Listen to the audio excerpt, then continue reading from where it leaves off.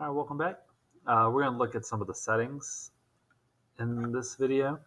Up here on the top right, you can see I have 18 minutes left in my class. You can always restart it if you want to, or have a longer time period. If you did, after that time runs out, it lets the kids go, like the next period, if the next teacher would have to do it. And then you can also manually end your class as well, which we'll do. So let's look at the website filter. This is where you have your block sites and your allowed sites. If some, like I just said, if I wanted to block YouTube, add it to a block site. That way nobody can get on it, or if it's a chat site or just anything that's not what you need them to be doing. You can also have a set of allowed, or you can just have them. You can flip-flop them back and forth. That way, if you have a class that needs them, or you don't need them at that time, but you want to say, hey, you can use it later, you can quickly switch that off and on. And you can have to save it down there at the bottom. Where do the toggle feed settings? A couple things in here. For the open enrollment thing, up here is my code that if I had students that would need to join that are not in my Google Classroom, which is not likely, but it's there, you have to open enrollment to be able to let them in. Like I said, once you sync your Google Classroom, if you get a new student or something you'll have to resync it. But you don't. This is not the easiest way to do this. So it's definitely resync your classroom. We'll get those new students in there. You can change your name. Here's where you can set your max number of tabs. Say I only want them to have 2 tabs open at a time. That varies by class. Just depends on what you're doing. You can also do an email attendance to see who joined, or you can get a detailed activity report emailed to you. The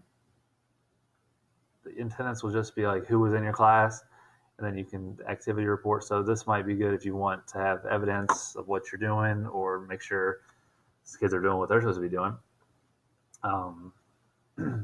That's just up to you if you want to try that out. Chat notifications, definitely want those. Students shouldn't be joining and leaving. I mean, if they have a computer problem or something, that's possible. Or if another teacher tries to grab them. You can change the name to their email or full name, which my full name is a little easier. If you have to manually add students, you could do this here. But like I said, the sync tool is the way to go, I believe, on that one. Change your class schedule. You can change if you have the same time every day and you want your class to be open, you can do that, set the start and end time. Or if you don't want to manually do it, which is not that big of a deal, I guess you just have to hit start. This one is huge. If you have co-teachers, special ed teachers, aides, whoever's in your class that's working with you and helping you with Google Classroom, you can add them using their email address. And then that way they have access. They can do this as well, and they can see your class and help you monitor. They can't do it unless you physically add them. They do not have all the tools that you do, all the controls. Like they can't change a bunch of stuff. Well, I mean, they can do the tab things and everything, but they can't like add somebody else or anything like that. So you have to do this if you're a co-teacher, if you want them to look and see and help you out a little bit. So you have to be able to add them, and then they can view your class. So I don't have any co-teachers to add right now. So, but that is where you do that, and that's probably one of the most important things in the settings. You can also do it if you have kids that have that code and they just keep joining your class and they're not in your class. You can add them to the block list.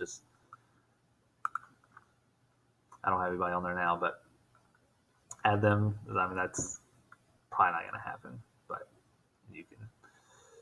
But anyway, that is pretty much it for the settings. Go ahead. I'm not going to do that.